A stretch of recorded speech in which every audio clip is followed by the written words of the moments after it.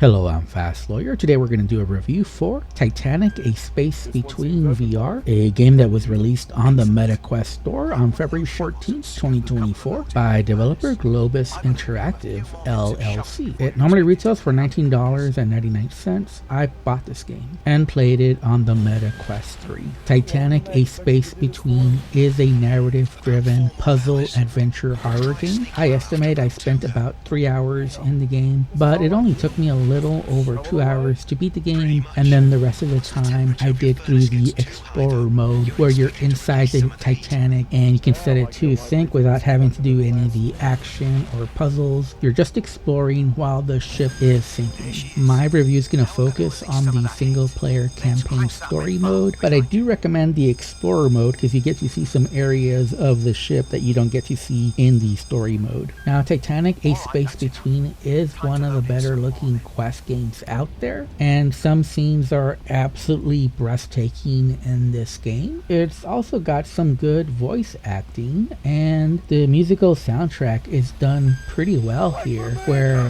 the music really sets the atmosphere for the game. But you will need to keep your expectations in check because, after all, this is a budget horror action adventure puzzle game. It's really close to a walking simulator, and this is not a AAA developer at all. Even though it's called Titanic, A Space Between, you should not expect a exact replica of the RMS Titanic. That's very unrealistic for this budget title and from this small indie development team. In fact, if you look at some of the prior work from this developer, Globus Interactive, you can look at Steam and you can look at their previous game, Under Depths of Fear, and you will see that that's a horror game that's set on a haunted ship, and a lot of the assets from that game are in Titanic, A Space Between. So yeah, this sort of looks like the Titanic, but it's not an exact replica, and some of it's kind of generic as well. So keep that in mind and keep your expectations in check, and I think you'll be pleasantly surprised by this game. Now, I don't want to spoil the story. In fact, in my reviews, I seldom get into the story. I only talk about it in very generic terms. But I will say that it is a time-traveling story, and you are different characters, and the transition between these characters is not always the smoothest, so it does make the story feel a bit disjointed. Now, overall, I did enjoy the story, mostly because it did have good voice actors, but I do believe the ending was a little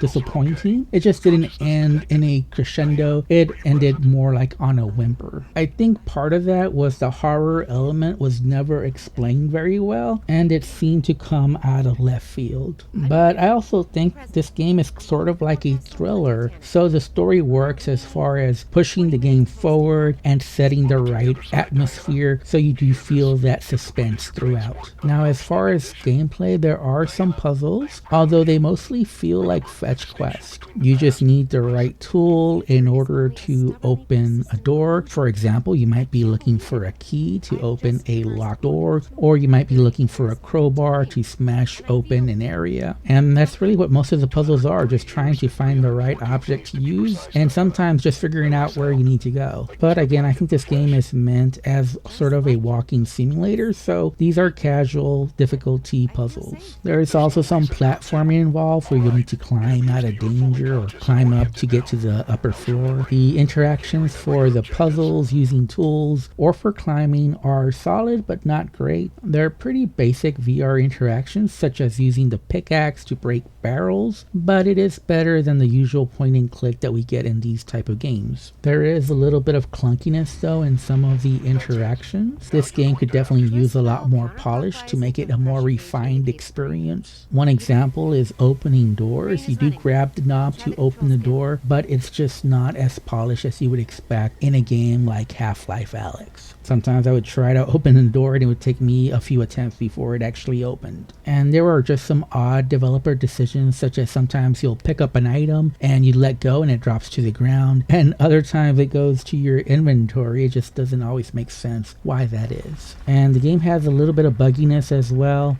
Your hands would get stuck in the geometry, or sometimes times I would try to progress, but the game wouldn't let me, and I had to quit the game and come back for it to progress properly. The game is version 0.20, and I honestly don't know if the developers are still working on this game or not. It does feel like an early access title. It is running on the Unity engine. I did not notice any major issues or bugs besides the ones I mentioned earlier. You do have full locomotion available, along with smooth or snap turning, including speed or degree of turn. You can play comfortably seated, and there's a comfort option as well. Overall, I do think this is a game that I can recommend, but do keep your expectations in check. It definitely plays like an indie development title. This is not Red Matter 1 or 2, but it is a fun, campy walking simulator with a bit of horror and a bit of jank. If I have to rate it, I would give it a very solid 6.5 out of 10. It definitely was better than I expected, and I think as long as you have your expectations in check, you'll be pleasantly surprised as well. Anyways, I'm Fast Lawyer. This has been my review for Titanic: A Space Between. If you enjoyed this video, if you found it useful, don't forget to like, comment, and subscribe. And as always, have a wonderful day and enjoy the rest of the video.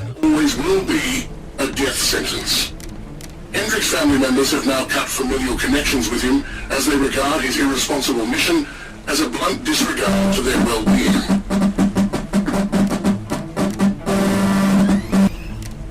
The hell? Marvin! Please tell me you heard that! Marvin, for Christ's sake! Marvin! Oh hell, Marvin! I'm gonna die here! You screwed me!